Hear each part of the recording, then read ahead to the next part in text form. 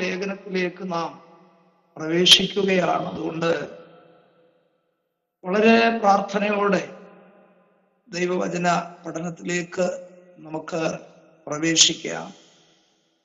ഈ പഠനത്തിലൂടെ ദൈവമായ കർത്താവ് നമ്മോട് സംസാരിപ്പാൻ, ശുശ്രൂഷയോടുള്ള ബന്ധത്തിൽ ആ പഠനം നമുക്ക് അനുഗ്രഹമായി തരുവാനൊക്കെ ദൈവമായ കർത്താവ് സഹായിക്കട്ടെ എന്ന് ഞാൻ ആത്മാർത്ഥമായി പ്രാർത്ഥിക്കുകയാണ്. തിമോഥെയോസിന്റെ 1-ാം ലേഖനത്തെ സംബന്ധിച്ചാണ് ഇന്ന് നാം ഇപ്പോൾ പഠനം ആരംഭിക്കുവാനായിട്ട് പോകുന്നത്. തിമോഥെയോസിന്റെ 1-ാം ലേഖനം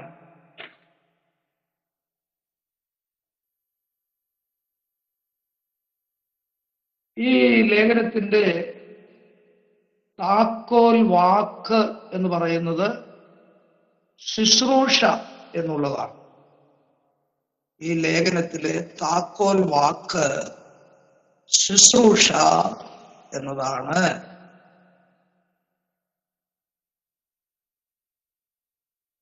ഈ ലേഖനത്തിലെ താക്കോൽ വാക്യം, കീവേഡ്, 3-ാം അധ്യായം 15-ാം വാക്യമാണ്.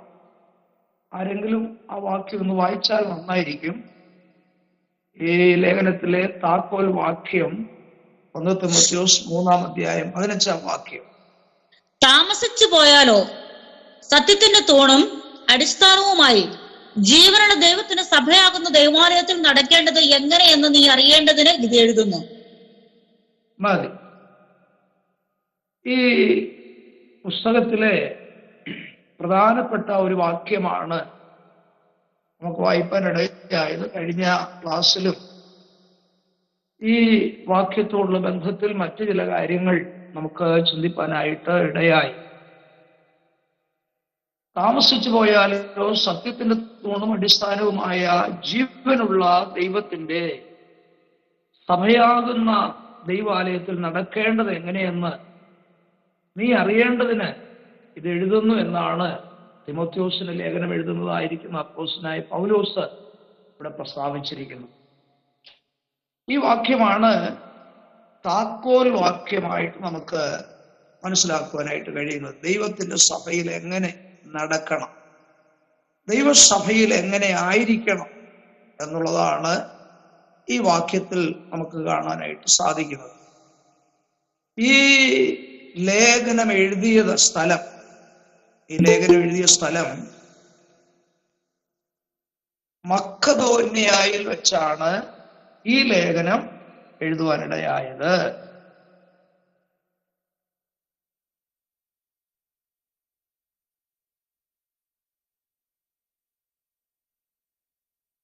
അതിന്റെ 1-ാം അധ്യായം 3-4 വാക്യത്തിലാണ് ആ ഭാഗം കാണാൻ കഴിയുന്നത്. 1 തിമോഥെയോസ് 1-3-4 വാക്യത്തിൽ എഴുതിയ സ്ഥലം മക്കദോന്യ ആണെന്ന് അവിടെ നമുക്ക് കാണാൻ കഴിയും. ഈ ലേഖനം എഴുതിയ കാലഘട്ടം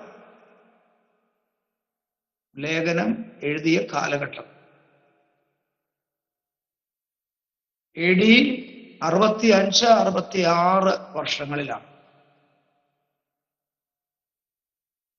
AD 65-66 വർഷങ്ങൾ.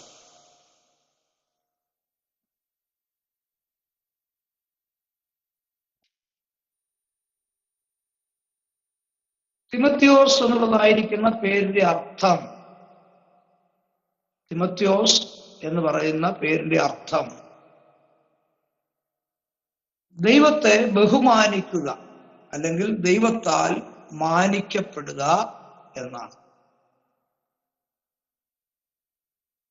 രണ്ടർത്ഥമാണ്. ദൈവത്തെ അല്ലെങ്കിൽ ദൈവത്താൽ മാനിക്കപ്പെടുക. തിമോഥെയോസിന് 2 അർത്ഥങ്ങളാണുള്ളത്.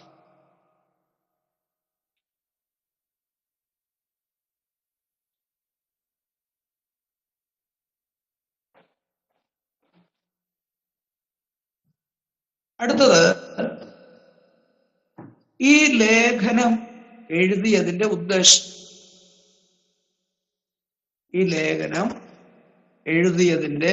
ഉദ്ദേശം.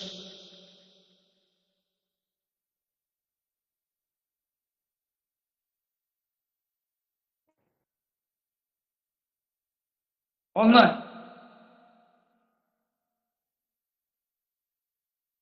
ദുരുപദേഷ്ടക്കന്മാരെ എതിർക്കുവാനും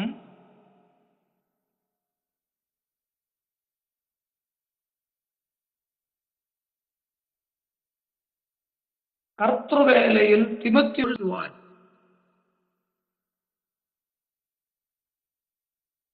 ഈ ലേഖനം എഴുതിയതിന്റെ ഉദ്ദേശം ഒന്നാമത്തേതാ പറഞ്ഞത്, ദുരുപദേഷ്ടക്കന്മാരെ എതിർക്കുവാനും കർത്തൃവേലയിൽ തിമത്യോസിനെ പ്രോത്സാഹിപ്പിക്കുവാനുമാണ് ഈ ലേഖനം എഴുതിയത്. വാക്യങ്ങൾ എഴുതിക്കൊള്ളണം. 1 തിമോഥെയോസ് 1:3 മുതൽ 7 വരെ.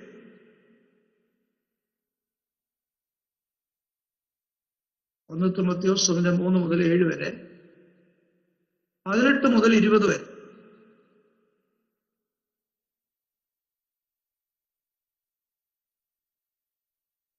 രണ്ടാമത്തെ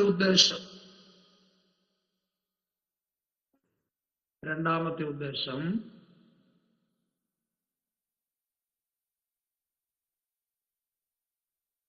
ഈ ശുശ്രൂഷ ചെയ്യുന്നതിനുള്ള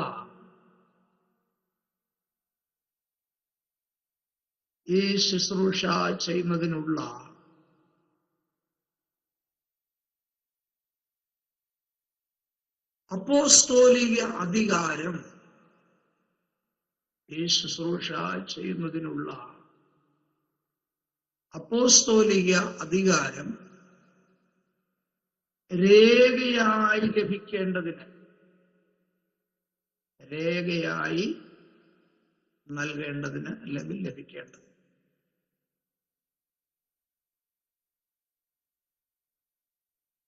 ഒന്നാം അധ്യായം 3-4 വാക്യങ്ങൾ.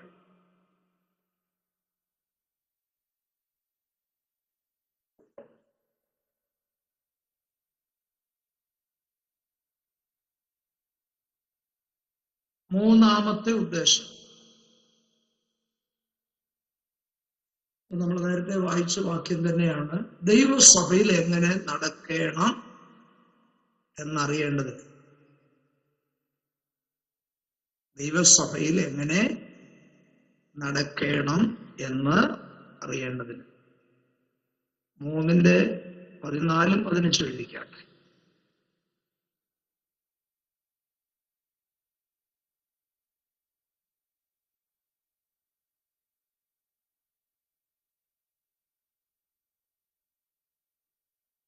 അടുത്ത ഹെഡിങ്, ഈ ലേഖനത്തിന്റെ പ്രത്യേകതകൾ.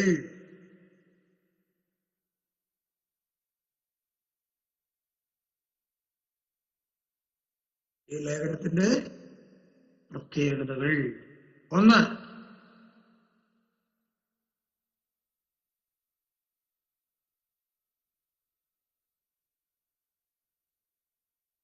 പുതിയ നിയമത്തിൽ മറ്റെങ്ങും ഉപയോഗിച്ചിട്ടില്ലാത്ത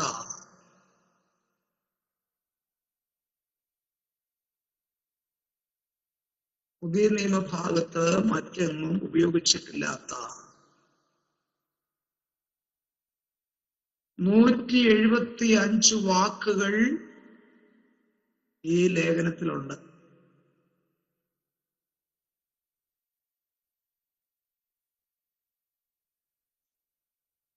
പുതിയ നിയമത്തിൽ മറ്റെങ്ങും ഉപയോഗിച്ചിട്ടില്ലാത്ത 175 വാക്കുകൾ ഈ ലേഖനത്തിലുണ്ട്.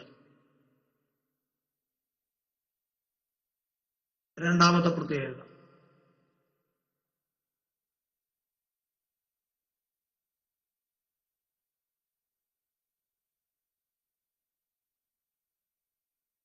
ഉപദേശപരമായി വളരെ പ്രാധാന്യം നൽകുന്ന ഒരു വാക്യം ഇതിനകത്തുണ്ട്. ഉപദേശപരമായി വളരെ പ്രാധാന്യം നൽകുന്ന അല്ലെങ്കിൽ പ്രാധാന്യം അർഹിക്കുന്ന ഒരു വാക്യം ഇതിനകത്തുണ്ട്.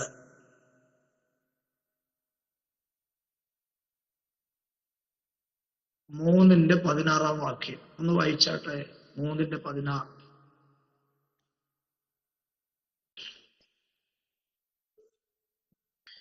അവൻ ജഡത്തിൽ വെളിപ്പെട്ടു, ആത്മാവിൽ നീതീകരിക്കപ്പെട്ടു, ദൂതന്മാർക്ക് പ്രത്യക്ഷനായി, ജാതികളുടെ ഇടയിൽ പ്രസംഗിക്കപ്പെട്ടു, ലോകത്തിൽ വിശ്വസിക്കപ്പെട്ടു, തേജസ്സിൽ എടുക്കപ്പെട്ടു എന്നിങ്ങനെ ദൈവഭക്തിയുടെ മർമ്മം സമ്മതമാം വണ്ണം വലിയതാകുന്നു.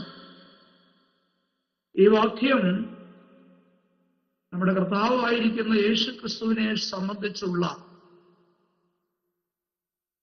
വളരെ പ്രാധാന്യം നൽകുന്നതും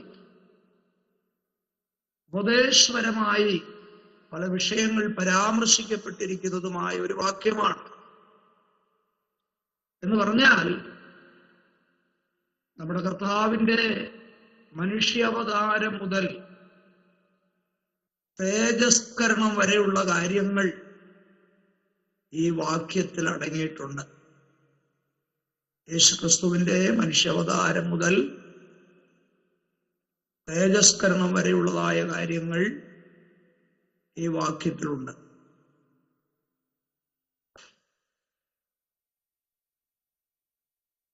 ഇനി നമ്മൾ തിമോഥെയോസിന്റെ ലേഖനത്തിലൂടെ ഒരു പഠനം വേഗം ഞാൻ എഴുതുവാനായിട്ട് എല്ലാ ഭാഗവും സാവകാശം ലഭിക്കത്തില്ല. ഞാൻ പെട്ടെന്ന് മുൻപോട്ട് പോയെങ്കിൽ മാത്രമേ ദൈവദാസൻ എനിക്ക് അനുവദിച്ചിട്ടുള്ള സമയത്ത് ഈ പാഠം തീർക്കാൻ കഴിയത്തുള്ളൂ. അങ്ങനെ ഒരു കാര്യം എങ്കിൽ ഭരമേൽപ്പിച്ചിട്ടുള്ളതിനാൽ പ്രധാനപ്പെട്ട ഭാഗങ്ങളൊക്കെ എഴുതാനായിട്ട് ഞാൻ സാവകാശം പിടിക്കത്തുള്ളൂ. അതുകൊണ്ട് നിങ്ങള് മനസ്സിലാക്കേണ്ട കാര്യങ്ങൾ ഓരോ ഭാഗത്തും നിന്ന് ഞാൻ ഓർപ്പിച്ച് മുൻപോട്ട് പോകാനാണ് താല്പര്യപ്പെടുന്നത്. പറയുന്ന സമയത്ത് തന്നെ നിങ്ങളുടെ ഭാഷയിൽ അല്ലെങ്കിൽ നിങ്ങൾക്ക് മനസ്സിലാകുന്ന രീതിയിൽ ആ കാര്യങ്ങൾ നോട്ട് ചെയ്യുന്നതും വളരെ നന്നായിരിക്കും. ഈ റഫ് നോട്ട് എന്ന് പറയുന്നത് വളരെ പ്രാധാന്യമുള്ള നോട്ടുകളാണ്. പലപ്പോഴും ദൈവദാസന്മാർ പ്രസംഗിക്കുമ്പോഴൊക്കെ ഈ പേപ്പറിനകത്ത് നമ്മുടെ പ്രിയപ്പെട്ടവര് അത് കുറിച്ചെടുക്കുന്ന ഞാൻ കണ്ടിട്ടുണ്ട്. ആ കുറിച്ചെടുക്കുന്ന സമയത്തല്ലാതെ പിന്നെ അവരുടെ ജീവിതത്തിൽ അത് കാണുന്നുണ്ടോ എന്ന് എനിക്ക് സംശയം. കാരണം എവിടെയെങ്കിലും വീണു പോയാൽ അത് പിന്നെ തിരിച്ചു കിട്ടുന്നതല്ല. അത് തീർച്ചയായിട്ടും എഴുതിയെടുക്കുന്നത് നന്നായിരിക്കും. ഒരു നോട്ട്ബുക്കും ഒരു പെന്നും നമ്മൾ ഏതവസരത്തിലും കരുതുന്നത് നന്നായിരിക്കും. അപ്പോൾ അതിന്റെ ഒന്നാം അധ്യായം ആരംഭിക്കുന്നത് 1-2 വാക്യങ്ങളിൽ അഭിവാദനമായിട്ടാണ്. അഭിവാദനം ലേഖനം എഴുതുന്ന സമയത്ത് പൗലോസിന്റെ ഒരു പ്രത്യേകതയാണ് എഴുതുന്ന വ്യക്തിക്ക് അല്ലെങ്കിൽ എഴുതുന്ന സഭയ്ക്ക് അഭിവാദനം അറിയിക്കുന്നുള്ളത്. അത് നല്ലൊരു മാതൃകയാണ്. നമ്മുടെ സാക്ഷ്യത്തിലായാലും നമ്മുടെ വചന ശുശ്രൂഷയിലായാലും നമ്മുടെ ഒരു കത്തിലായാലും എഴുതുന്ന വ്യക്തിക്ക് അല്ലെങ്കിൽ ദൈവസഭയ്ക്ക് എന്ന് വേണ്ട ഒരു അഭിവാദനം പറയുക എഴുതുന്നതൊക്കെ ചെയ്യുന്നത് നല്ലൊരു മാതൃകയായിട്ടാണ് ഇവിടെ പൗലോസിൽ നിന്ന് നമുക്ക് മനസ്സിലാക്കാൻ കഴിയുന്നത്. എല്ലാ വാക്യങ്ങളും എടുത്ത് വായിക്കേണ്ട, എന്നാൽ 1-2 വാക്യങ്ങൾ പ്ലീസ് ഒന്ന് വായിച്ചാട്ടെ. 1-2 വാക്യങ്ങൾ.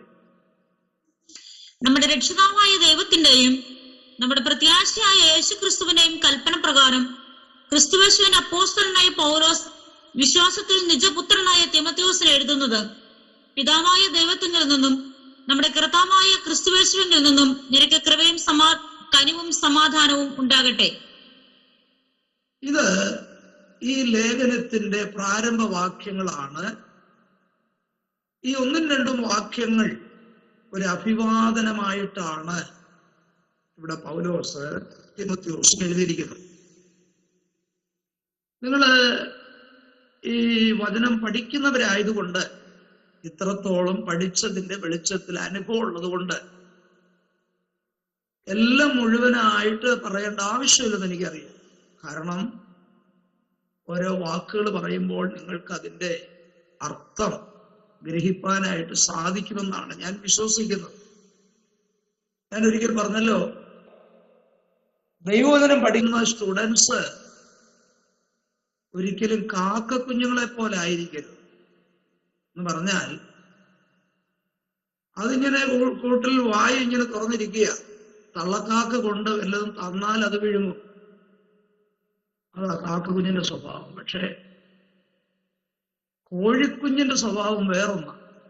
ചെകഞ്ഞിട്ട് കൊടുത്താൽ മതി, അത് തിന്നോളും. അപ്പം ദൈവവചന പഠനത്തിന് മുമ്പിൽ സ്റ്റുഡൻസ് കാക്കക്കുഞ്ഞുങ്ങളാകരുത്, പിന്നെ കോഴിക്കുഞ്ഞുങ്ങളായിരിക്കണം. അപ്പോ ഓരോ പോയിന്റ് ഒക്കെ പറഞ്ഞാൽ മതി, നിങ്ങൾ ബാക്കി ചെകഞ്ഞെടുത്തോണം. അതാ പറഞ്ഞതിന്റെ അർത്ഥം കേട്ടോ. ഓക്കെ. അപ്പൊ ഈ അഭിവാദനത്തിൽ നാം ശ്രദ്ധിച്ചാൽ ഏതാണ്ട് 5 വിഷയങ്ങളെ പ്രസംഗ രൂപത്തിൽ വേണമെങ്കിൽ മാറ്റാം. 5 കാര്യങ്ങൾ അതിനകത്ത് അടങ്ങിയിട്ടുണ്ട്. ആ പോയിന്റ് ഞാൻ പറയാം. അതിനാ ഇത്രയും പറഞ്ഞു. 1, നമ്മുടെ രക്ഷിതാവായിരിക്കുന്ന ദൈവം. ഒരു പോയിന്റ് കേട്ടോ, നമ്മുടെ രക്ഷിതാവായിരിക്കുന്ന ദൈവം.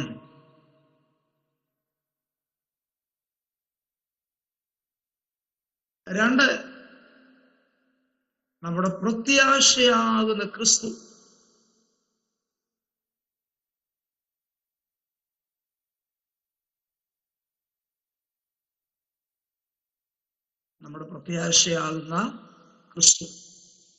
3,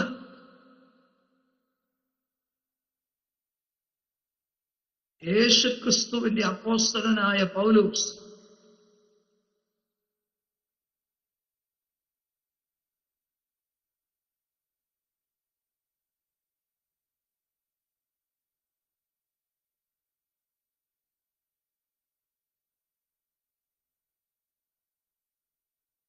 4, വിശ്വാസത്തിൽ നിജപുത്രനായ തിമോത്തിയോസ്.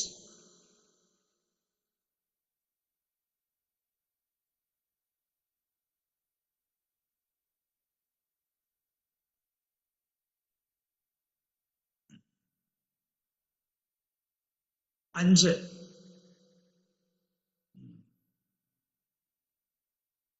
കൃപയും കനിവും സമാധാനം.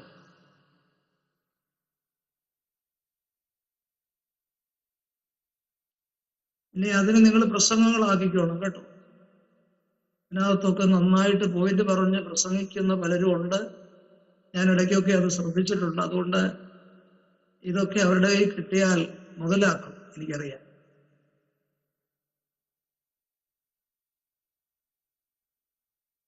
ഈ പലയിടത്തും ദൈവം ശുശ്രൂഷിക്കുമ്പോൾ ചിലര് നമ്മുടെ പ്രസംഗം ഏറ്റെടുക്കുവോ അല്ലെങ്കിൽ എന്നോട് ദൈവം സംസാരിക്കുന്നോ എന്നൊന്നും അല്ല ശ്രദ്ധിക്കുന്നത്, അതിനകത്ത് എത്ര പോയിന്റ് ഉണ്ടായിരുന്നെന്ന. പോയിന്റ് കുറഞ്ഞു പോയാൽ പറയും, ചിലര് പറയും ഇതുകൂടെ ചേർത്തായിരുന്നെ നല്ലതായിരുന്നു.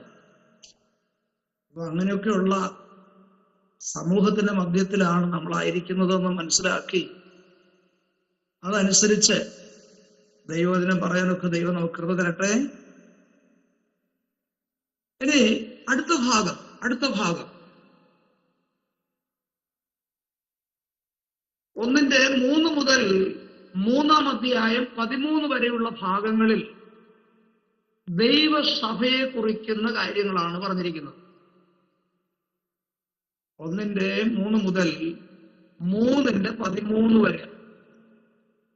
എന്താണ് വിഷയം? ദൈവസഭ.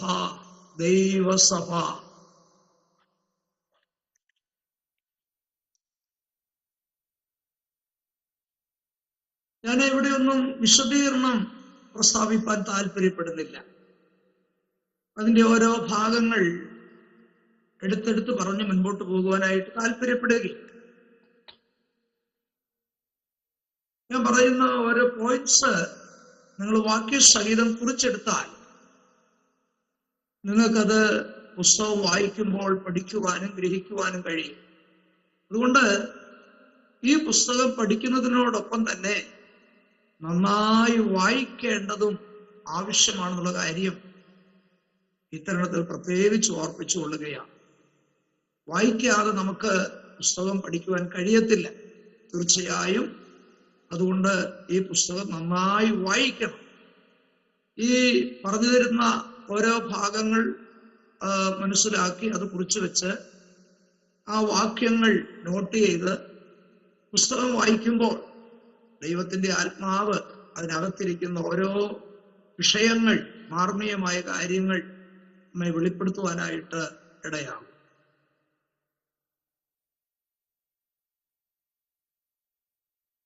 അതിന്റെ 3 മുതൽ, ഞാൻ പറഞ്ഞല്ലോ, 1-ാം അധ്യായം 3 മുതൽ 3-ാം അധ്യായം 13 വരെയുള്ള ആ ഭാഗമാണ് ഒന്നാമത്തെ ഭാഗം. അവിടെ ദൈവസഭയെ പരാമർശിക്കുന്ന അനേക കാര്യങ്ങളാണ് പ്രസ്താവിച്ചിരിക്കുന്നതെന്ന് ഞാൻ ഓർപ്പിച്ചു. അതിൽ 1-ാം അധ്യായം 3 മുതൽ 20 വരെ ദൈവസഭയുടെ ഉപദേശമാണ് പൗലോസ് എഴുതിയിരിക്കുന്നത്. ദൈവസഭയെ സംബന്ധിക്കുന്ന ഉപദേശം, അതാണ് 1-3 മുതൽ 20 വരെയുള്ള വാക്യങ്ങളിൽ രേഖപ്പെടുത്തിയിരിക്കുന്നത്.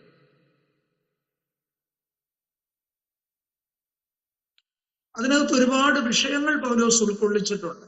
അത് ഞാൻ ഓരോന്നോരോന്നായി പറയാം. എന്നാൽ പൊതുവായിട്ടുള്ള വിഷയം എന്താണ്?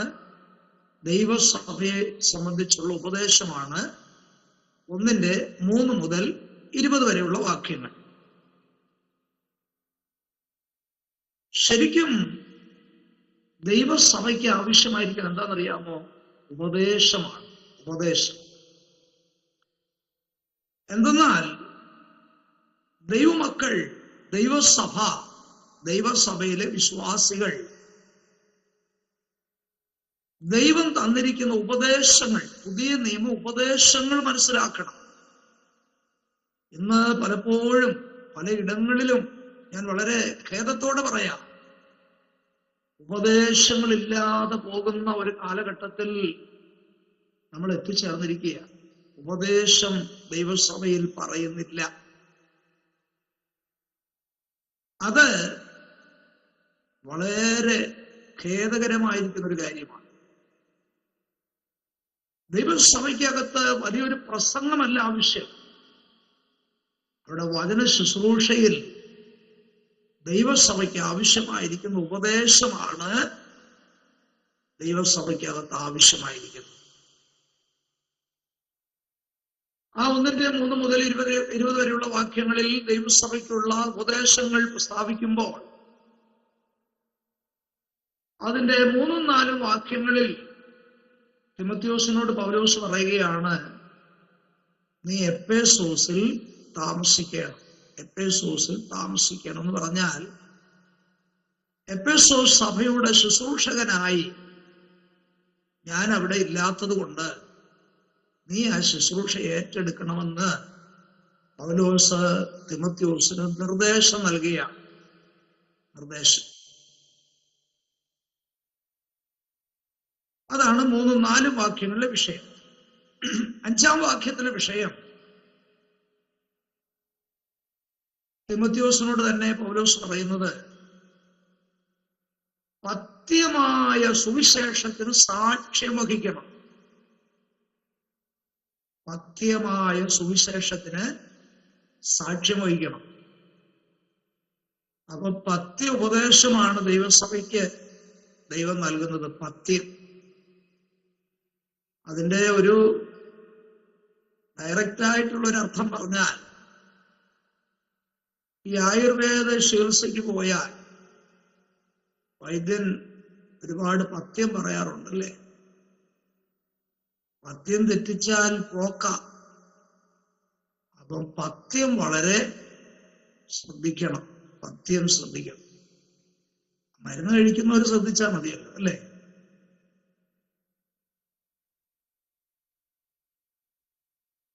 ആറ് ഏഴ് വാക്യങ്ങളിൽ ഓരോ വാക്യങ്ങളിൽ പറഞ്ഞിരിക്കുന്ന പ്രധാനപ്പെട്ട കാര്യം പറഞ്ഞ് ഞാൻ മുമ്പോട്ട് പോവുകയാണ്. നിങ്ങൾക്ക് ഈ പുസ്തകം തന്നെ വായിച്ചു പഠിക്കാനുള്ള ഒരു നല്ല മെത്തേഡാണ് ഞാൻ പറഞ്ഞു പോകുന്നത്.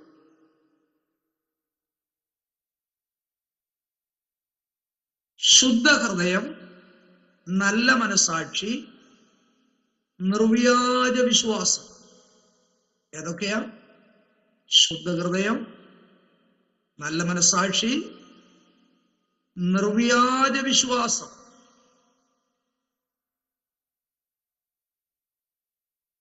ഇവ വിട്ടുമാറരുതെന്നൊരർത്ഥം അതിനകത്തുണ്ട്. പക്ഷേ ഇതെല്ലാം വിട്ടുമാറിയിട്ട് ചിലര് വൃഥാവാദത്തിലേക്ക് തിരിയുന്നതിനെ സംബന്ധിച്ചാണ് അവിടെ പറഞ്ഞിരിക്കുന്നത്.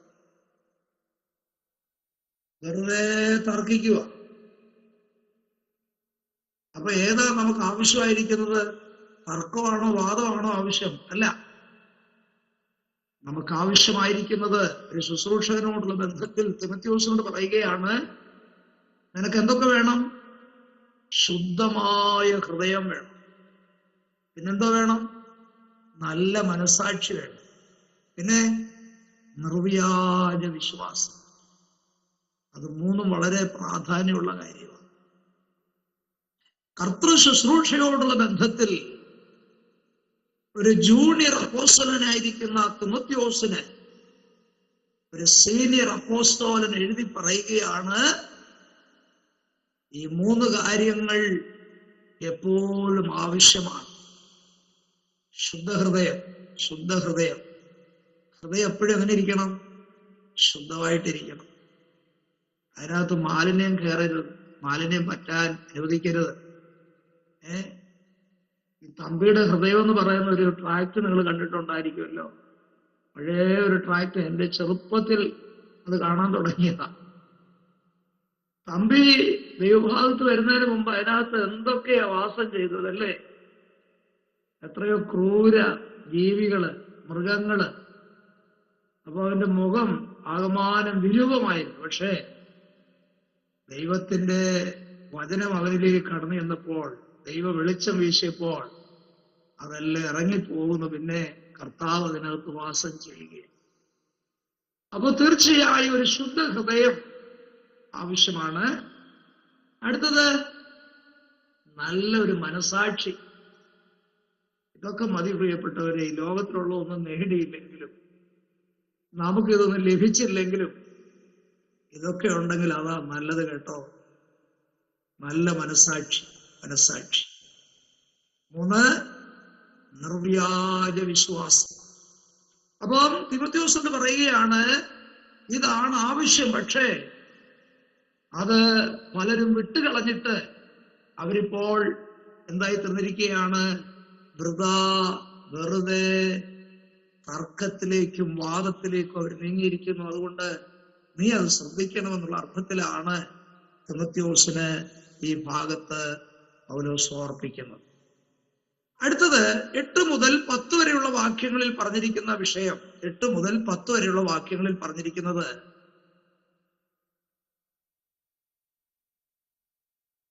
ന്യായപ്രമാണത്തെ സംബന്ധിക്കുന്ന ചില കാര്യങ്ങളാണ്. ന്യായപ്രമാണം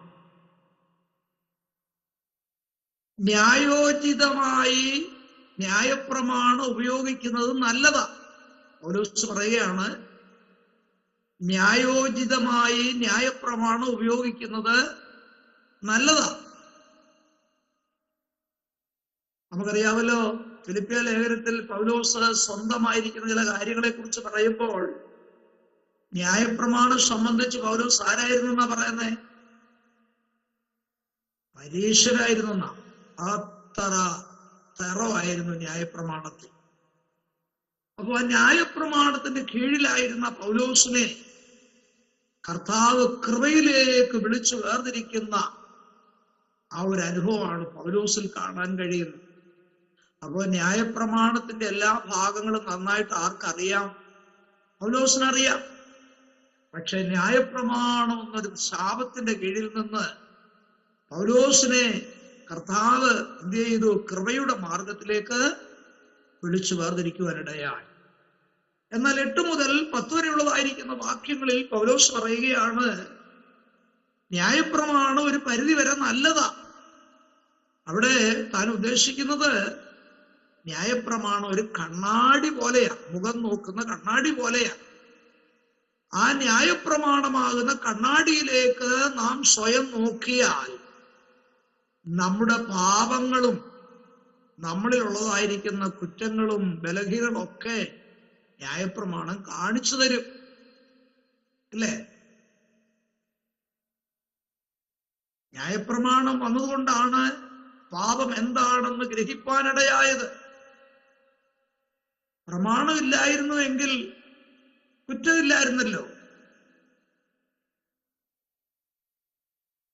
വിഗ്രഹാരാധന തെറ്റാന്ന് വന്നത് എന്തുകൊണ്ടാ? ന്യായപ്രമാണത്തിൽ പറഞ്ഞിരിക്കുന്നതുകൊണ്ടാ. വ്യഭിചാരം കുറ്റമാണെന്ന് വന്നത് എപ്പോഴാ?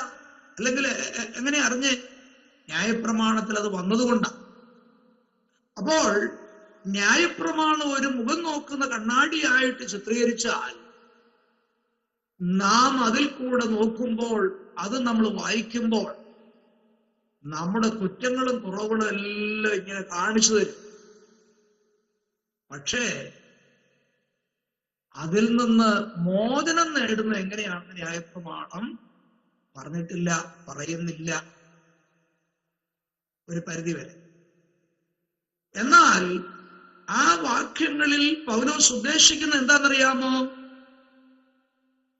ന്യായപ്രമാണം വിട്ട് യേശുവിലേക്ക് വരുമ്പോൾ യേശു നമ്മുടെ പാപങ്ങൾ എന്ത് ചെയ്യുന്നു? ക്ഷമിച്ചു തരുന്നു എന്ന് അവിടെ വ്യക്തമായി പൗലോസ് എടുത്തു പറഞ്ഞിരിക്കുകയാണ്. അപ്പൊ പാപമോചനത്തിനായി നിൽക്കുന്ന വ്യക്തി ആരാണ്? യേശുവാണ്. അതിനുള്ള മാർഗം എന്താണ്? വിശ്വാസമാണ്, വിശ്വാസ മാർഗം. അങ്ങനെ പാപത്തിൽ നിന്ന് വിടുതല പ്രാപിപ്പാനുള്ള ഏക വ്യക്തി യേശു. അതിനുള്ള ഏക മാർഗവും അവിടെ പൗലോസ് ഓർപ്പിക്കുന്ന ഭാഗമാണ് 8 മുതൽ 10 വരെയുള്ള വാക്യങ്ങൾ. 11-ാം വാക്യം ദൈവത്തിന്റെ മഹത്വമുള്ള സുവിശേഷത്തെ കുറിച്ച് പറഞ്ഞിരിക്കുന്നു.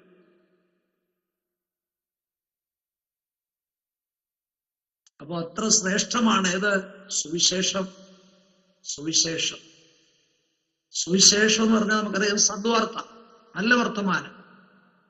ലോകത്തിലേക്ക് ഏറ്റവും നല്ല സദ്വർത്തമാനമാണ് ഏത്? സുവിശേഷം. എന്താണ് സുവിശേഷത്തിൽ അടങ്ങിയിരിക്കുന്നത്? യേശുവിന്റെ ജനനം, അടക്കം, അവന്റെ ഉയർപ്പ്, ഇതെല്ലാമാണ്. ജനനം, അവന്റെ ജീവിതം, ശുശ്രൂഷ എല്ലാം അതിനകത്ത് വരും. അപ്പൊ സുവിശേഷത്തിനകത്ത് ഇതെല്ലാം അടങ്ങിയിരിക്കുക. ആ മഹത്വമുള്ള സുവിശേഷത്തെ പരാമർശിക്കുന്നതാണ് 11-ാം വാക്യം.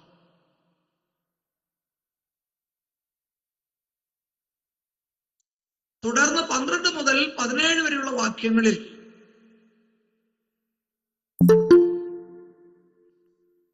ോടുള്ള പൗലോസിന്റെ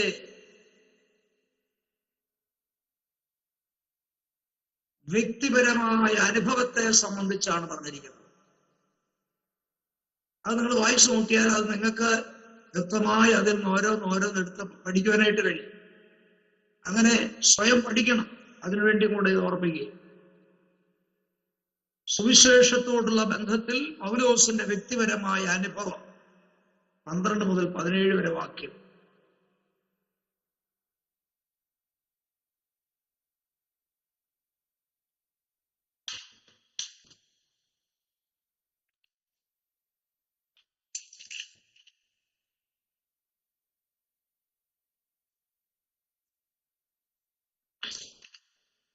അതിനോടനുബന്ധിച്ച് ഒരു കാര്യം കൂടെ പറഞ്ഞേക്കാം. 12-ാം വാക്യം നോക്കിക്കേ. 12-ാം വാക്യം 3 കാര്യത്തിന് പൗലോസ് അവിടെ നന്ദി പറയുകയാണ്. പൗലോസിന് ലഭിച്ച 3 കാര്യത്തിന് പൗലോസ് അവിടെ എന്ത് ചെയ്യുകയാണ്? നന്ദി പറയുക. ഏതൊക്കെയാ? ഒന്ന്, പൗലോസിന് ലഭിച്ച ശക്തി. പൗലോസിന് ലഭിച്ച ശക്തിക്കായി പൗലോസ് അവിടെ എന്ത് പറയുകയാണ്? നന്ദി പറയുകയാണ്.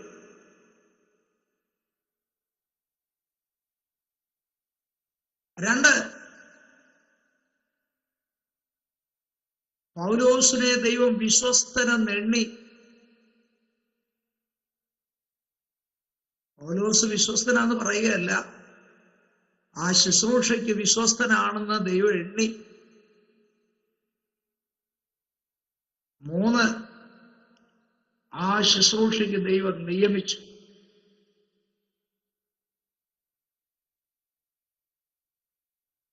അപ്പം അതിന് നന്ദി പറയാ പൗലോസ് കേട്ടോ. അപ്പൊ ആ ഭാഗം നമ്മളെ പഠിപ്പിക്കുന്ന ഒരു കാര്യമുണ്ട്, നമ്മൾ നന്ദിയുള്ളവരായിരിക്കണം എല്ലാ കാര്യത്തിലും. ദൈവം ചെയ്തതിന് ദൈവത്തോടും, മനുഷ്യൻ ചെയ്തതിന് മനുഷ്യനോടും നമ്മൾ ആരായിരിക്കണം? നന്ദിയുള്ളവരായിരിക്കണം. നന്ദി. ചിലർക്ക് യാതൊരു നന്ദിയില്ല. ദൈവം ചെയ്തതിന് ദൈവത്തോടും നന്ദിയില്ല, മനുഷ്യൻ ചെയ്തതിന് മനുഷ്യനോടും നന്ദിയില്ല. ചിലരുടെ മനോഭാവം കണ്ടാൽ തോന്നി ഇതൊക്കെ എനിക്ക് നിങ്ങൾ ചെയ്യണം, അതിന് ഞാൻ യോഗ്യനാണ്.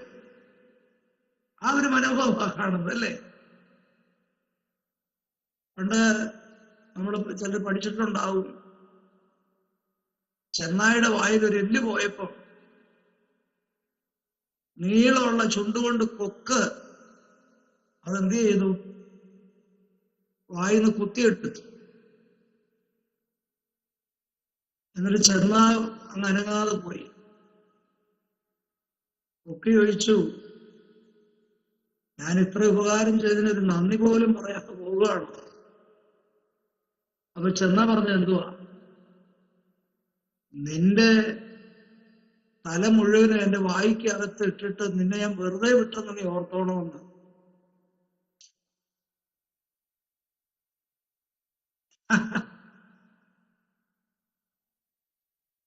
അപ്പം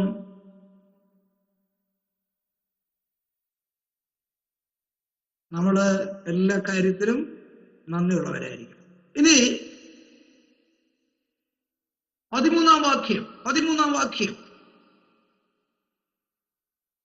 പൗലോസിന്റെ പണ്ടത്തെ അനുഭവം താനൊന്ന് ഓർപ്പിക്കുക. എന്താണെന്നറിയാമോ? മുൻപേ ഞാന് ദൂഷകനും ഉപദ്രവിയും നിഷ്ഠൂരനുമായിരുന്നു എന്ന് ഓർപ്പിക്കുക. മുമ്പേ തന്റെ പഴയകാല അനുഭവം. താന് ദൂഷകനും ഉപദ്രവിയും നിഷ്ഠൂരനുമായിരുന്നു.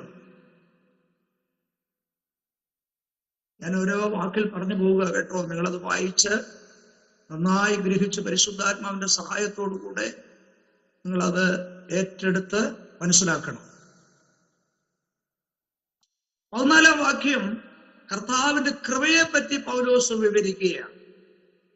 14-ാം വാക്യത്തിൽ കർത്താവിന്റെ കൃപയെ കുറിച്ച് വിവരിക്കുകയാണ്. കർത്താവിന്റെ കൃപ.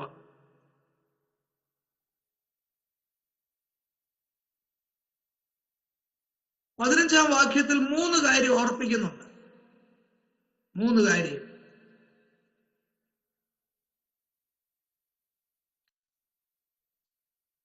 വിശ്വാസ്യത, ഉള്ളടക്കം,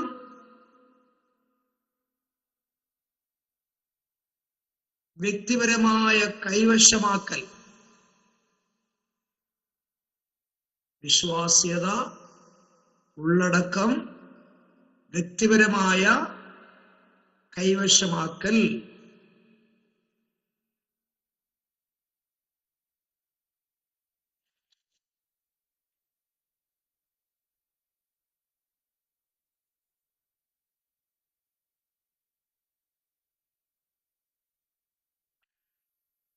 പതിനാറാം വാക്യം നിത്യജീവന് വേണ്ടി യേശുക്രിസ്തുവിൽ വിശ്വസിക്കുന്നവർക്ക് ഒരു ദൃഷ്ടാന്തം പറഞ്ഞിരിക്കുകയാണ്. പൗലോസിനെ കുറിച്ച് തന്നെ പറയുകയാണ്, നിത്യജീവന് വേണ്ടി യേശുക്രിസ്തുവിൽ വിശ്വസിക്കുന്നവർക്ക് ഒരു ദൃഷ്ടാന്തം.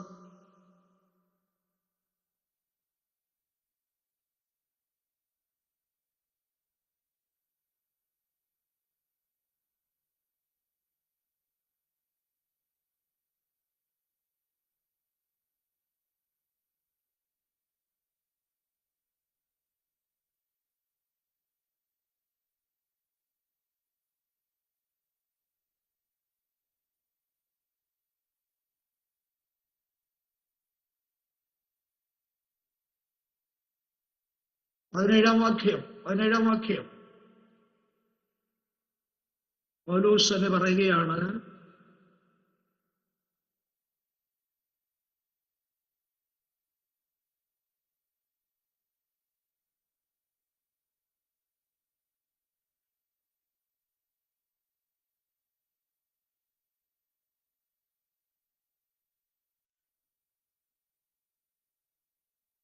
പാപികളിൽ ഒന്നാമനും യേശു രക്ഷിപ്പാൻ വന്ന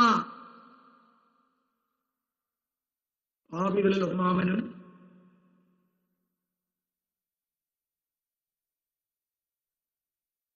യേശു രക്ഷിപ്പാൻ വന്ന പാപിയുടെ കൂട്ടത്തോടും കാണിച്ച ദീർഘക്ഷമം. പൗലോസ് ആ പാപികൾ ഒന്നാമനായിരുന്നു. പക്ഷേ പാപികളുടെ കൂട്ടത്തോട്, ലോകത്തിലുള്ള മറ്റെല്ലാവരോടും, പാപികളോടും കർത്താവ് തന്നോട് മാത്രമല്ല ആ കൂട്ടത്തോടും കർത്താവ് എന്ത് ചെയ്യും? ദീർഘക്ഷമ കാണിച്ചു. അതാണ് അവിടെ പരാമർശിക്കുന്നത്.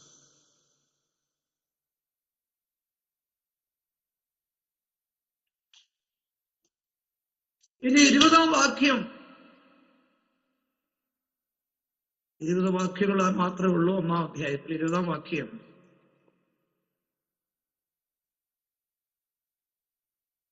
നല്ല മനസ്സാക്ഷി തള്ളിക്കളഞ്ഞിട്ട് വിശ്വാസ കപ്പൽ തകർന്നുപോയ കൊമനിയോസിനെ കുറിച്ചും അലക്സാണ്ടറെ കുറിച്ചുമുള്ള വിവരങ്ങൾ.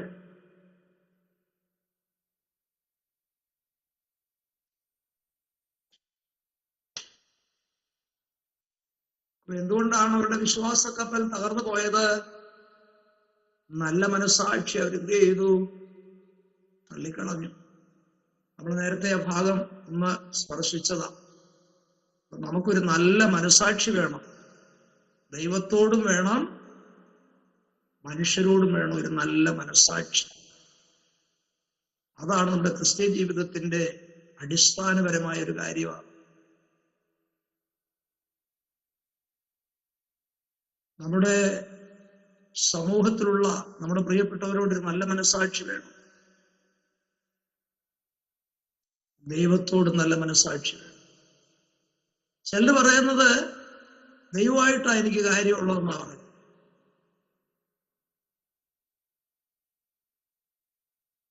ദാനിയേലിനെ സംബന്ധിച്ച് നമ്മൾ പഠിക്കുമ്പോൾ സിംഹത്തിന്റെ ഗുഹയിൽ നിന്ന് കയറി വന്ന ദാനിയേൽ പറയുന്ന ഒരു കാര്യമുണ്ട്. ഞാൻ സേവിച്ചു നിൽക്കുന്ന എന്റെ ദൈവത്തിന്റെ മുമ്പിലും രാജാവേ നിന്റെ മുൻപിലും ഞാൻ കുറ്റമില്ലാത്തവൻ. എത്ര നല്ല ഒരു മാതൃകയാണ് നമുക്ക് ദാനിയേലിൽ കാണാൻ കഴിയും. അപ്പോൾ ചിലരെന്ത് ചെയ്തു? നല്ല മനസ്സാക്ഷി തള്ളിക്കളഞ്ഞിട്ട് അവരുടെ വിശ്വാസ കപ്പൽ തകർന്ന് അവര് സമുദ്രത്തിലേക്ക് കാണ്ടുപോയ ഒരു സാദൃശ്യീകരണമായിട്ട് അവിടെ കൊമനിയോസിനെ സംബന്ധിച്ചും അലക്സാണ്ടറെ സംബന്ധിച്ചും എഴുതി 1-ാം അധ്യായം ഇവിടെ അവസാനിക്കുകയാണ്. നമ്മുടെ സബ്ജക്റ്റ് മറക്കരുത്. 1-3 മുതൽ 3-13 വരെയുള്ള ദൈവസഭയോടുള്ളതായിരിക്കുന്ന ആ 1-ാം ഭാഗമാണ് ഈ ലേഖനത്തിൽ നിന്ന് നമ്മൾ ചിന്തിച്ചുകൊണ്ടിരിക്കുന്നത്. ഇനി 2-ാം അധ്യായത്തിലേക്ക് പ്രവേശിച്ചാൽ ഇതെല്ലാം ദൈവസഭയെ ബാധിക്കുന്ന വിഷയങ്ങളാണെന്നുള്ള കാര്യം ഓർമ്മ വെച്ചുകൊണ്ട് വേണം ചിന്തിപ്പാൻ. 2-1 മുതൽ 15 വരെയുള്ള വാക്യങ്ങളിൽ ദൈവസഭയുടെ ആരാധനയെ സംബന്ധിക്കുന്ന കാര്യങ്ങളാണ്. ഈ പറയുന്നതെല്ലാം ദൈവസഭയോട് ബന്ധപ്പെട്ടതാണ്.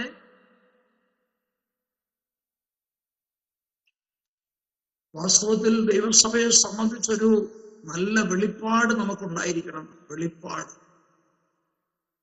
ദൈവസഭ അനാദ്യനായ ദൈവത്തിന്റെ ഹൃദയത്തിൽ മറഞ്ഞു കിടന്നൊരു മർമ്മമായിരുന്നു. പുതിയ നിയമ കൃപായുഗത്തിൽ അത് വെളിപ്പെട്ടു വന്നതാ. ആ സഭയുടെ ഒരംഗമായി തീരുവാൻ ദൈവം നമുക്ക് ഭാഗ്യം തന്നത്. ആ സഭയെക്കുറിച്ച് പഠിക്കുവാനായിട്ട് ദൈവം നമുക്ക് ഇടയാക്കിയത് വളരെ ശ്രേഷ്ഠമായൊരു പദവിയായിട്ട് അതിനെ കരുതണം.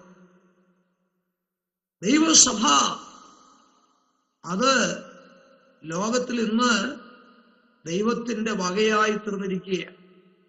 പഴയ നിയമ ഇസ്രായേൽ ദൈവത്തിന്റെ സ്വന്തം ജനമായിരുന്നത് പോലെ പുതിയ നിയമ കാലഘട്ടത്തിൽ ദൈവത്തിന്റെ സ്വന്തമായിരിക്കുന്ന ദൈവസഭയാകട്ടോ, ദൈവത്തിന്റെ പുത്രനാകുന്ന യേശുവിന്റെ ചോര കൊടുത്ത് വിലയ്ക്ക് വാങ്ങിച്ചതാ ദൈവസഭ. കർത്താവിന്റെ മുതലാ ദൈവസഭ. അതുകൊണ്ട് ഭൂമിയിൽ ദൈവസഭ ഉള്ളിടത്തോളം കാലം ദൈവസഭയെ മറന്ന് കർത്താവ് ഈ ലോകത്തിൽ ഒന്നും ചെയ്യത്തില്ല. അതെല്ലാം നമ്മുടെ ഉള്ളിലിരുന്ന് ഇരിക്കണം. എന്നിട്ട് വേണം ഈ ഭാഗങ്ങൾ നമ്മൾ ചിന്തിക്കുവാൻ. അപ്പൊ ദൈവസഭയുടെ ആരാധന വിഷയമാണ് 2:1 മുതൽ 15 വരെയുള്ള വാക്യങ്ങളിൽ കാണുവാൻ സാധിക്കുന്നത്.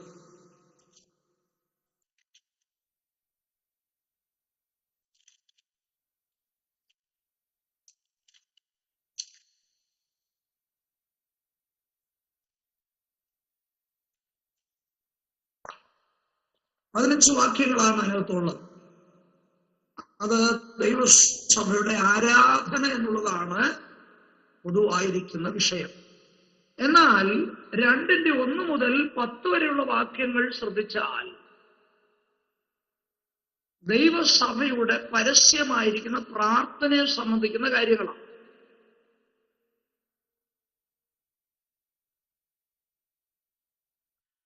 രണ്ടിന്റെ 1 മുതൽ 10 വരെ എന്താണ്? ദൈവസഭയുടെ പ്രാർത്ഥനയെ സംബന്ധിക്കുന്ന വിഷയങ്ങളാണ്.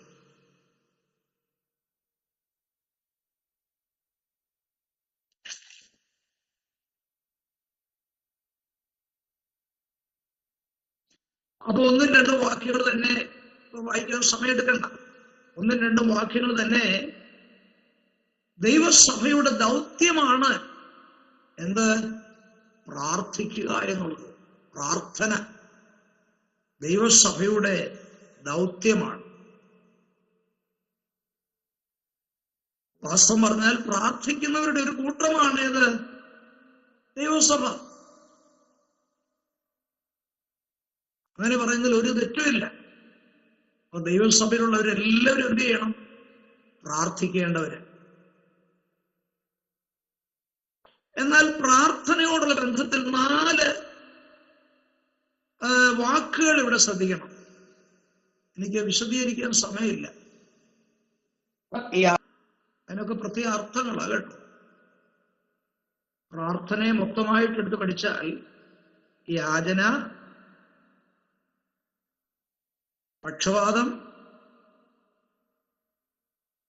സ്തോത്രം, പ്രാർത്ഥന, ഇതെല്ലാം കൂടെ ചേരുന്നതാണ് വാസ്തവത്തിൽ പ്രാർത്ഥന എന്ന് പറയുന്നത്. അതിനകത്ത് യാതനയുണ്ട്, അതിനകത്ത് പക്ഷവാദമുണ്ട്, അതിനകത്ത് സ്തോത്രമുണ്ട്, പ്രാർത്ഥന. അപ്പൊ ഈ പ്രാർത്ഥനയ്ക്കകത്ത് യാതനയുണ്ടല്ലേ? യാതന.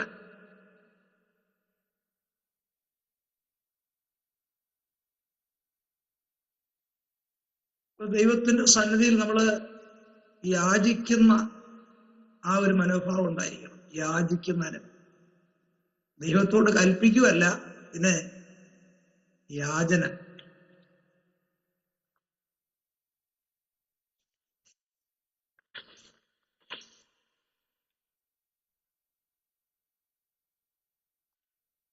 മൂന്നും 4 വാക്യങ്ങളിലേക്ക് വരുമ്പോൾ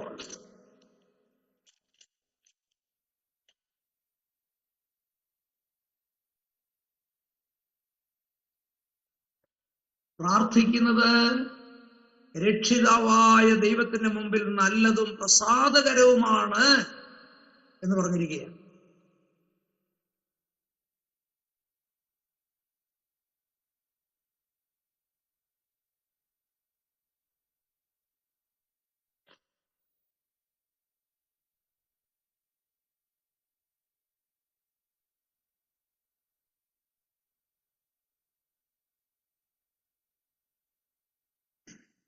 2-ന്റെ 5-ാം വാക്യം. അവിടെ 4 കാര്യങ്ങൾ പ്രത്യേകതാൽ നാം ചിന്തിക്കേണ്ടതായിട്ട്. 4 കാര്യം.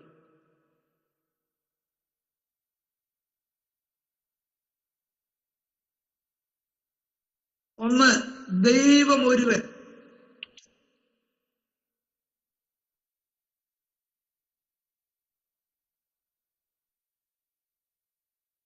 അഞ്ചാം വാക്യമാണ്. 5-ാം വാക്യം. ദൈവം ഒരുവൻ, മധ്യസ്ഥൻ ഒരുവൻ,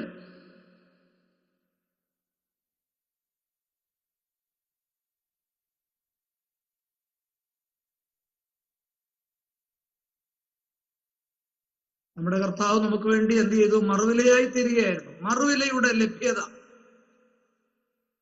മറുവിലയുടെ ലഭ്യത.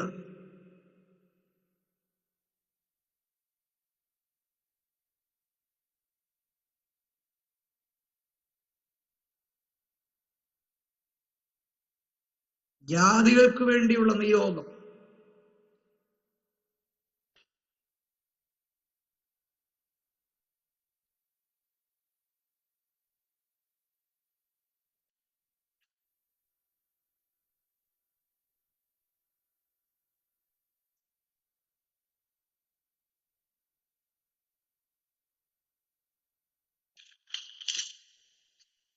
ആ വാക്യത്തിൽ കാണുന്ന ഒരു ഭാഗം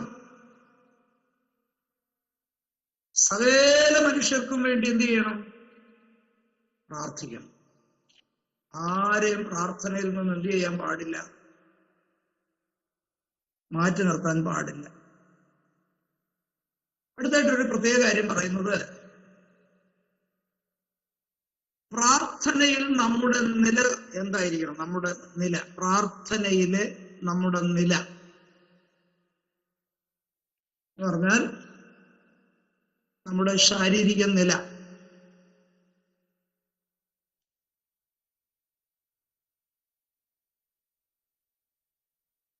ഒന്ന്, നിന്ന് പ്രാർത്ഥിക്കുക, നിന്നുകൊണ്ട് പ്രാർത്ഥിക്കുക.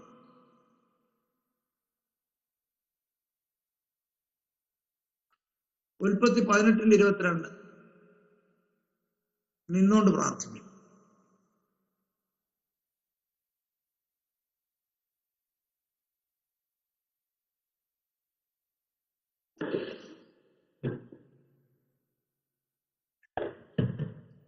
രണ്ട്, കരങ്ങൾ ഉയർത്തിപ്പിടിച്ച് പ്രാർത്ഥിക്കുക.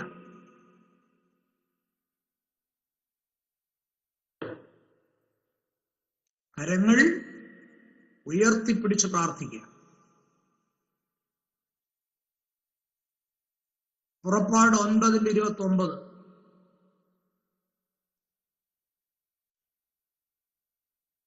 പുറപ്പാട് 9:29.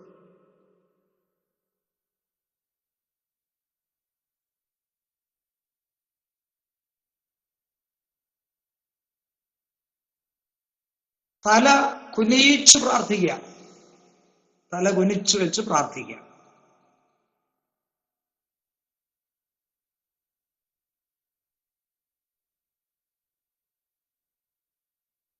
ഉൽപ്പത്തി 24:40.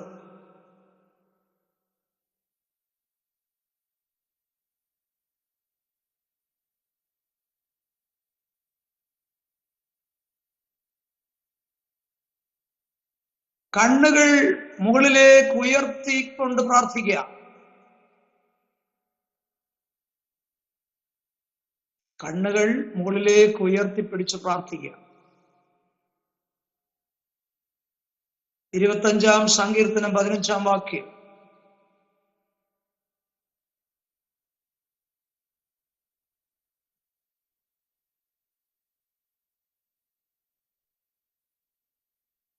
സാഷ്ടാംഗം വീണ് പ്രാർത്ഥിക്കുക. സാഷ്ടാംഗം വീണ് പ്രാർത്ഥിക്കുക. ഉൽപ്പത്തി 17:3.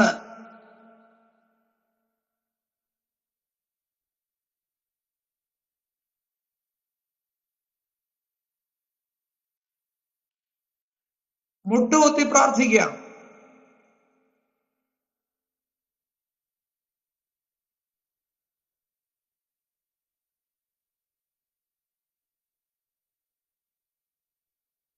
1 രാജാക്കന്മാർ 8:54.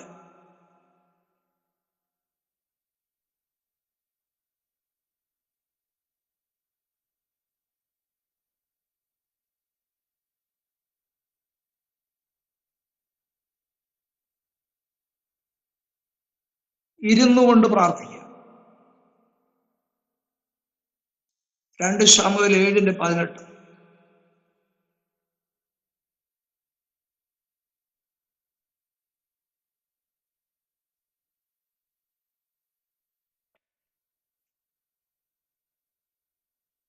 ഒരു കാര്യം കൂടെ ഉണ്ടായിരുന്ന നന്നായിരുന്നേനോ അല്ലേ? ഏതാ?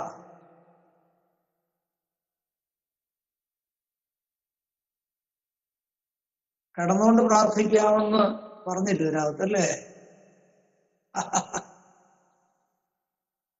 അതുകൂടെ ഉണ്ടായിരുന്നെങ്കിൽ നമ്മൾ രക്ഷപ്പെട്ടു പോയത്.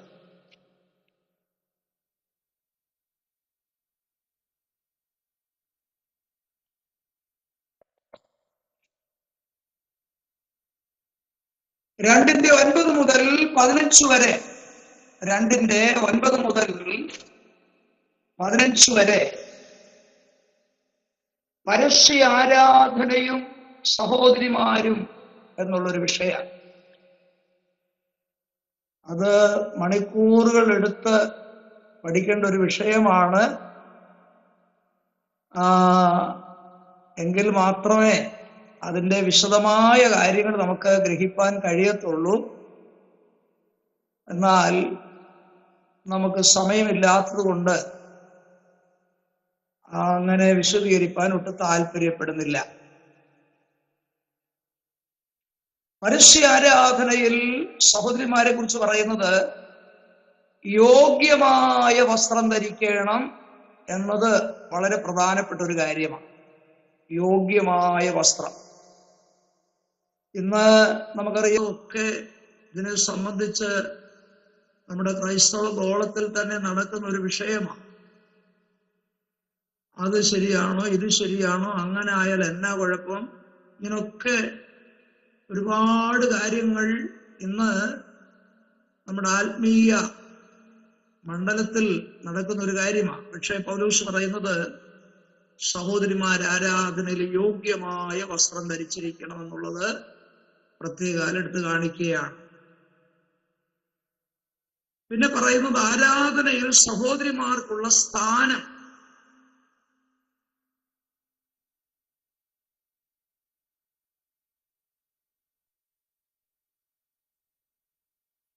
ഇവിടെ നാം പ്രത്യേകം മനസ്സിലാക്കേണ്ട ഒരു കാര്യം, പുരുഷന്റെ മേൽ അധികാരം നടത്തുവാൻ സഹോദരിമാരെ ദൈവം ഏൽപ്പിക്കുന്നില്ല.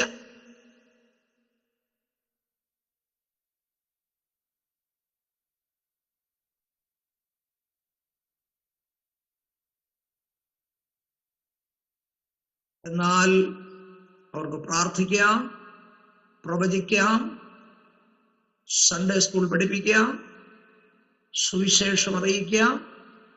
ഇതെല്ലാം ദൈവം അവരെ കൊണ്ട് ചെയ്യിക്കും. ഒരിക്കലും അവരെ അകറ്റി നിർത്തേണ്ട ആവശ്യമില്ല. ചില പറയുന്നത് സഭായോഗത്തിൽ സഹോദരിമാര് മിണ്ടിപ്പോയേക്കരുതെന്ന.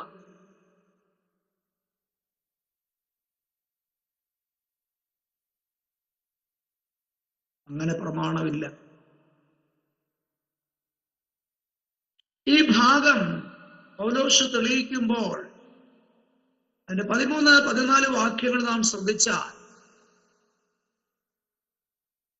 സൃഷ്ടിയോടുള്ള ബന്ധത്തിലും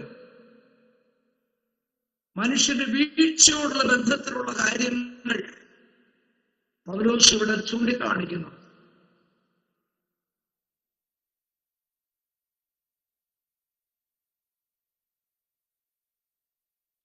അവിടെ പൗലോസ് ഉദ്ദേശിക്കുന്ന കാര്യം, ദൈവികമായി നിശ്ചയിക്കപ്പെട്ട സ്ഥാനം അവഗണിച്ചപ്പോഴാണ് വീഴ്ച സംഭവിച്ചത്.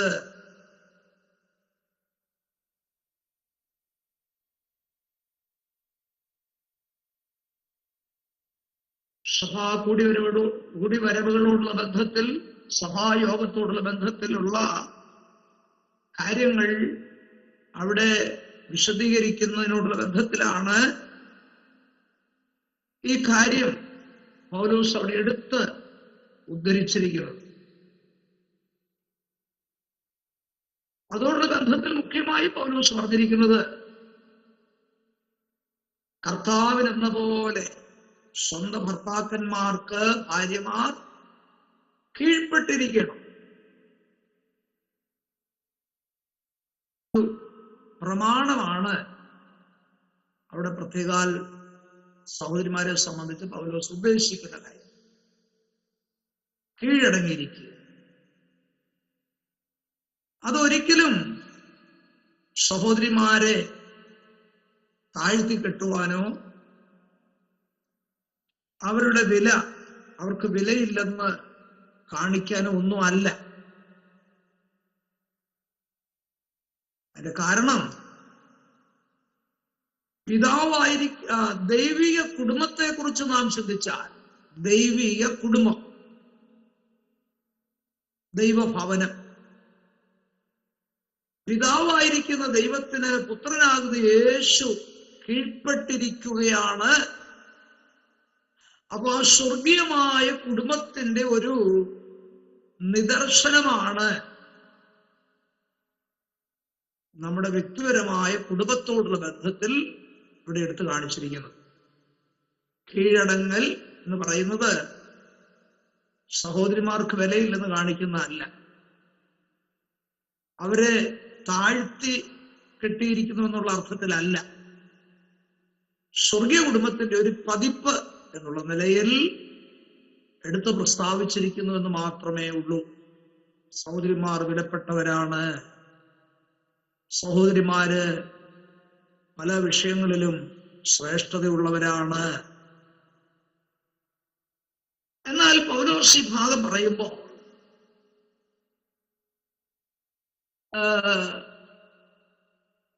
അവിടെ 2-ാം അധ്യായത്തിൽ നാം ശ്രദ്ധിച്ചാൽ അവിടെ പറയുന്ന ഒരു കാര്യമുണ്ട്. ആദാം ആദ്യം നിർമ്മിക്കപ്പെട്ടു, പിന്നെ ഹൗവ.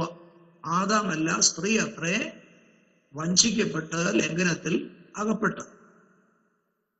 അങ്ങനെ പറഞ്ഞിട്ട് പൗലോസ് പറയുകയാണ്, എന്നാൽ വിശ്വാസത്തിലും സ്നേഹത്തിലും വിശുദ്ധീകരണത്തിലും സുബോധത്തോടെ പാർക്കുന്നുവെങ്കിൽ അവൾ മക്കളെ പ്രസവിച്ച് രക്ഷ പ്രാപിക്കും. അവിടെ ഒരു കാര്യം ഞാൻ ഓർപ്പിക്കാൻ ആഗ്രഹിക്കുന്നത്, അവൾ മക്കളെ പ്രസവിച്ച് രക്ഷ പ്രാപിക്കൂ എന്ന് പറഞ്ഞാൽ പാപിയാകുന്ന ഒരു വ്യക്തി യേശുവിൽ വിശ്വസിക്കുമ്പോൾ ഉണ്ടാകുന്ന രക്ഷയുടെ കാര്യമല്ല. അതിനെക്കുറിച്ചൊരു വേദപണ്ഡിതൻ പറഞ്ഞിരിക്കുന്ന അഭിപ്രായം, കുഞ്ഞുങ്ങളെ ജനിപ്പിക്കുന്നത് വഴിയും മാതൃത്വം സ്വീകരിക്കുന്നതിലൂടെ അവളെക്കുറിച്ചുള്ളതായിരിക്കുന്ന ദൈവിക ഉദ്ദേശം നിർവഹിക്കുന്നത് വഴിയും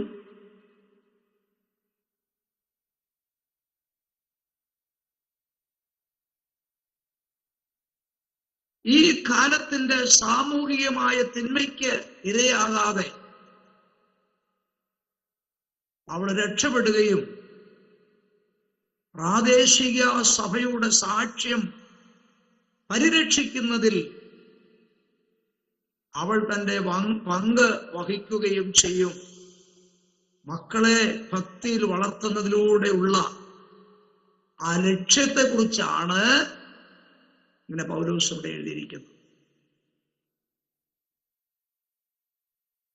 ആദാമല്ല ഹൗവയത്രേ വഞ്ചിക്കപ്പെട്ടതെന്ന് പറയുമ്പോൾ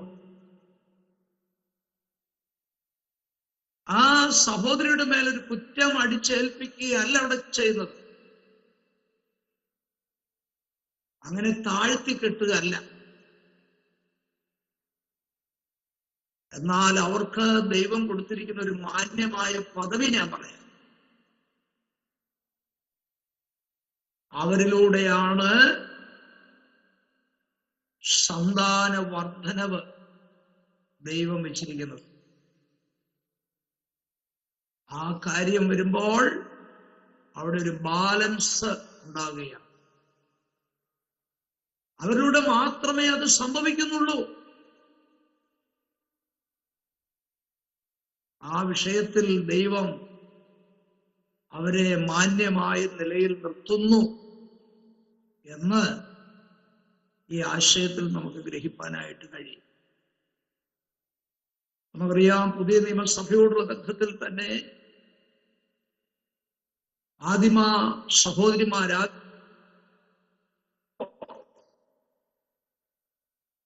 പുരുഷന്മാരെക്കാൾ പല കാര്യങ്ങളിൽ അവർ മുൻപന്തിയിൽ നിൽക്കുന്നതായിട്ട് കാണാൻ കഴിയും. കർത്താവ് ഒരിക്കലും സഹോദരിമാരെ അവഗണിച്ചിട്ടില്ല. അവരിലൂടെ വൻ കാര്യങ്ങൾ കർത്താവ് പുതിയ നിയമത്തിലും ചെയ്തതായിട്ട് നമുക്ക് കാണുവാനായിട്ട് സാധിക്കും. എന്നാൽ സഭയോടുള്ള ബന്ധത്തിൽ ചില കാര്യങ്ങൾ പൗലോസ് വചനാനുസരണം അവിടെ ഓർപ്പിച്ചിരിക്കുന്നെന്ന് മാത്രമേ ഉള്ളൂ. ഇനി 3-ാം അധ്യായത്തിലേക്ക് നാം പ്രവേശിക്കുമ്പോൾ സഭയുടെ ഭരണക്രമമാണ് 3-ാം അധ്യായം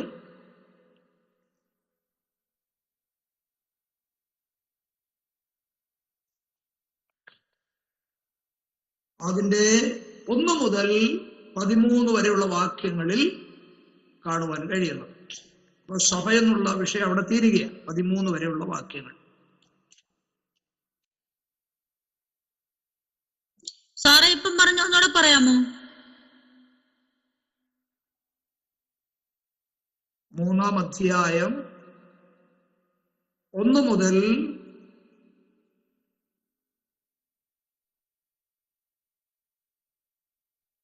13 വരെയുള്ള വാക്യങ്ങളിൽ സഭയുടെ ഭരണക്രമം എന്ന വിഷയമാണ് പ്രതിപാദിച്ചിരിക്കുന്നത്. സഭയുടെ ഭരണക്രമം.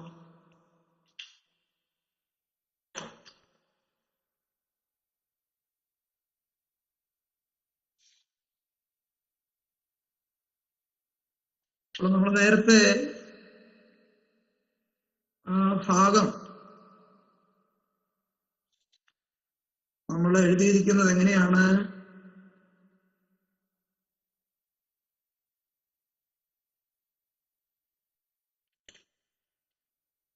ഒന്നിന്റെ 3 മുതൽ 3-ന്റെ 13 വരെയുള്ള ഭാഗം ദൈവസഭയെ സംബന്ധിക്കുന്ന കാര്യമാണെന്ന് എഴുതിയല്ലോ. അതിനകത്തെ കാര്യങ്ങളാണ് ഇപ്പോഴും നമ്മൾ ചിന്തിച്ചുകൊണ്ടിരിക്കുന്നത്. 3-ന്റെ 13 വരെയുള്ള ഭാഗങ്ങൾ ചിന്തിക്കാൻ പോകുന്നതേ ഉള്ളൂ. അപ്പൊ 13 വരെയുള്ള കാര്യങ്ങളിലെല്ലാം ദൈവസഭയെ പരാമർശിക്കുന്ന വിഷയമാണ്. അങ്ങനെയെങ്കിൽ 3-ന്റെ 1 മുതൽ 13 വരെയുള്ള വാക്യങ്ങളാണ് അടുത്തതായിട്ട് ചിന്തിക്കാൻ പോകുന്നത്. അവിടെ സഭയുടെ ഭരണക്രമത്തെ സംബന്ധിച്ചാണ്.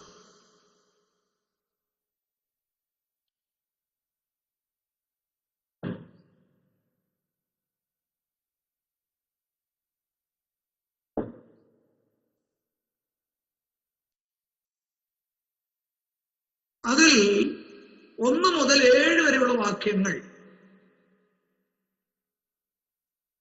ദൈവസഭയുടെ അധ്യക്ഷന്റെ യോഗ്യതയും അദ്ദേഹത്തിന്റെ ജോലിയെ സംബന്ധിക്കുന്ന കാര്യങ്ങളും.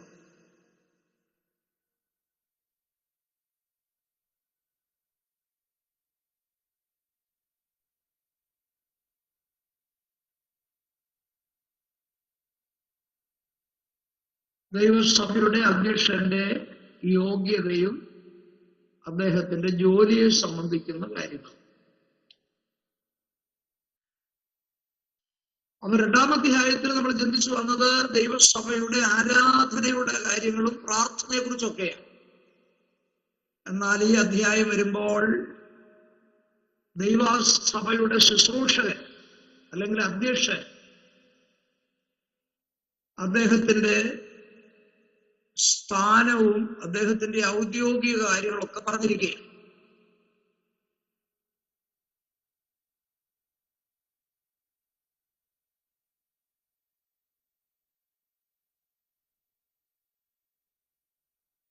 ഇത് വളരെ പ്രധാനപ്പെട്ട ഒരു കാര്യമാണ്. കാരണം ഈ അധ്യായത്തിലെ ഒരു വാക്യമാണല്ലോ കീവേഡായിട്ട് നമ്മൾ ചിന്തിച്ചത്. എന്താ അത്? യേശു കർത്താവ് ജഡത്തിൽ വെളിപ്പെടുകയും തേജസ് എടുക്കപ്പെടുകയും ചെയ്ത ആ കർത്താവിന്റെ സഭയിൽ ദൈവം ആക്കി വയ്ക്കുന്നതായിരിക്കുന്ന അധ്യക്ഷന്റെ അദ്ദേഹത്തിന്റെ ശുശ്രൂഷ, അദ്ദേഹം ആത്മീയമായും ധാർമ്മികമായും എങ്ങനെയൊക്കെ ഇരിക്കണമെന്ന് പ്രസ്താവിച്ചിരിക്കുന്ന ഭാഗങ്ങൾ വളരെ പ്രധാനപ്പെട്ട വിഷയങ്ങളാണ്. അപ്പൊ ദൈവത്തിന്റെ തിരുഹൃദയത്തിൽ മറഞ്ഞിരുന്നതായ മർമ്മമായിരുന്നു ദൈവസഭയെങ്കിൽ അത്രമാത്രം ശ്രേഷ്ഠമേറിയ ദൈവസഭയുടെ ശുശ്രൂഷകന്മാർ അവരെത്രത്തോളം പവിത്രതയുള്ളവരും യോഗ്യന്മാരുമായിരിക്കണം, അവരുടെ ശുശ്രൂഷ എങ്ങനെ ആയിരിക്കണം, അവരാത്മീയമായും ധാർമ്മികമായും എത്രമാത്രം യോഗ്യതയുള്ളവരായിരിക്കണം, അവരുടെ കൃപാവരം, അവരുടെ ഉദ്യോഗം, ഇതിനെല്ലാം വളരെ പ്രാധാന്യമുണ്ടെന്നാണ് ഈ ഭാഗം നമ്മെ പഠിപ്പിക്കുന്നത്.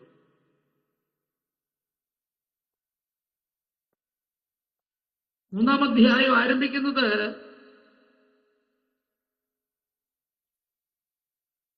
ഒരുവൻ അധ്യക്ഷ സ്ഥാനം കാക്ഷിക്കുന്നുവെങ്കിൽ നല്ല വേല ആഗ്രഹിക്കുന്നുവെന്നാണ്. ഈ ഭൂമിയിലെ ഏറ്റവും ശ്രേഷ്ഠമായ ഒരു വേലയാണ് കർത്താവിന്റെ വേല. ഏറ്റവും ശ്രേഷ്ഠമാണ്.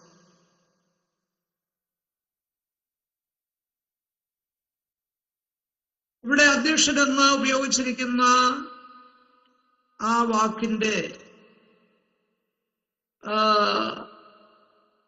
മറ്റർത്ഥങ്ങളാണ് ഓവർസീർ, പിന്നെ സൂപ്രണ്ട്, ഇതിനൊക്കെ അങ്ങനെ അർത്ഥങ്ങളുണ്ട്. ഓവർസീർ, അതുപോലെ സൂപ്രണ്ട്, അല്ലെങ്കിൽ പാസ്റ്റർ, ഇടയൻ, ബിഷപ്പ്, അധ്യക്ഷൻ, ഇതെല്ലാം അതിന്റെ പര്യായ പദങ്ങളാണ്.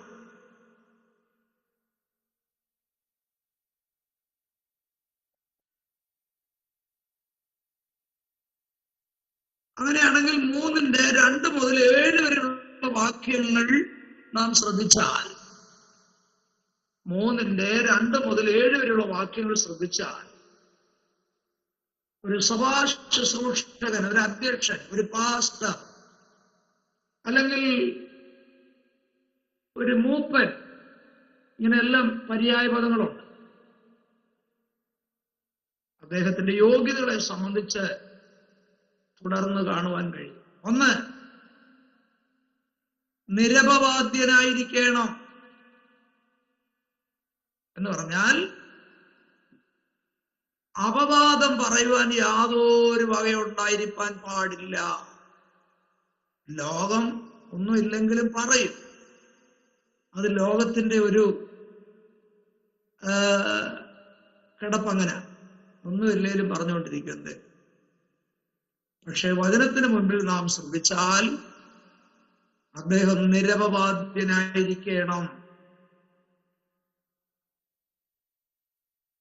2, ഏക ഭാര്യയുടെ ഭർത്താവായിരിക്കണം. ധാർമ്മികമായി വളരെ ശ്രദ്ധിക്കേണ്ടതായ കാര്യമാണ്.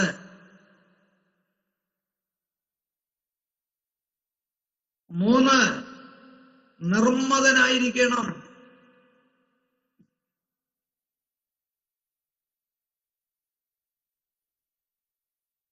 എന്ന് പറഞ്ഞാൽ തന്റെ ശാരീരികമായും ധാർമ്മികമായും മാനസികമായുമുള്ള താല്പര്യങ്ങളെയും ശീലങ്ങളെയും സംബന്ധിക്കുന്ന കാര്യത്തെക്കുറിച്ചാണ്.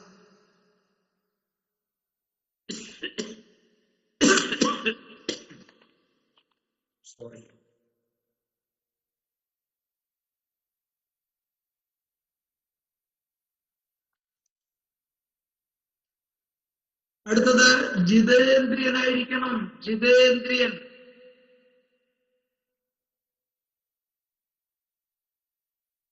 എന്ന് പറഞ്ഞാൽ പെട്ടെന്നുള്ള ആവേശത്തിൽ ഒഴുകിപ്പോകാത്തവൻ, ആരോഗ്യമുള്ള മനസ്സുള്ളവൻ, വിവേചിച്ച് കാര്യം പ്രവർത്തിക്കുന്നവൻ എന്നെല്ലാം അതിന്റെ അർത്ഥമുണ്ട്. ആവേശമുണ്ടാകുമ്പോൾ ഒഴുകിപ്പോകാത്തവൻ, ആരോഗ്യമുള്ള മനസ്സുള്ളവൻ, വിവേചിച്ച് കാര്യങ്ങൾ പ്രവർത്തിക്കുന്നവൻ.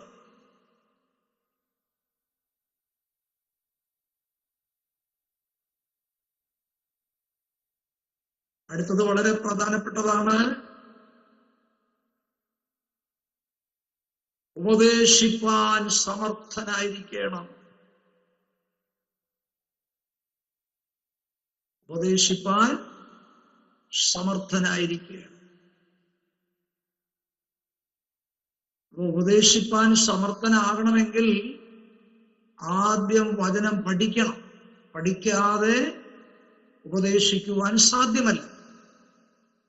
പഠിച്ചെങ്കിൽ മാത്രമേ പഠിപ്പിക്കുവാനായിട്ട് സാധിക്കത്തുള്ളൂ.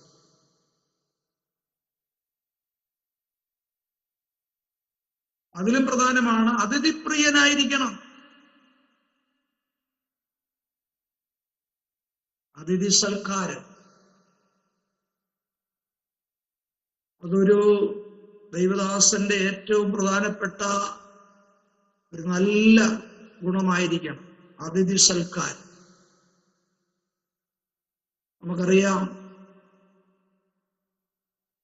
ദൂതന്മാരെന്നറിയാതെ പോലും സൽക്കാരം നടത്തിയതാണ് ആര്? അബ്രഹാം, അല്ലേ? അതുകൊണ്ട് എന്താ സംഭവിച്ചെന്നറിയാമോ? തന്റെ തലമുറ ഇസ്രായേൽ ജനം 40 വർഷം മരുഭൂമിയിൽ കൂടെ യാത്ര ചെയ്തപ്പോൾ അവർക്കാവശ്യമായ മന്നായും ഭക്ഷണവും എല്ലാം കർത്താവ് തലമുറകൾക്ക് നൽകുവാനിടയാണ്. അതുകൊണ്ട് പ്രത്യേകമായി ഓർത്തിരിക്കേണ്ട കാര്യമാണ് അതിഥി സൽക്കാരം. ദൈവദാസന്മാരെ സംബന്ധിച്ചാണ് പറയുന്നതെങ്കിലും നമ്മളെല്ലാവരും ആ കാര്യത്തിൽ മുൻപന്തിയിൽ നിൽക്കണമെന്നാണ് ദൈവം നമ്മെ കുറിച്ച് ആഗ്രഹിക്കുന്നത്. അതിഥി സൽക്കാരം മറക്കരുതെന്നാ പറയുന്നത്.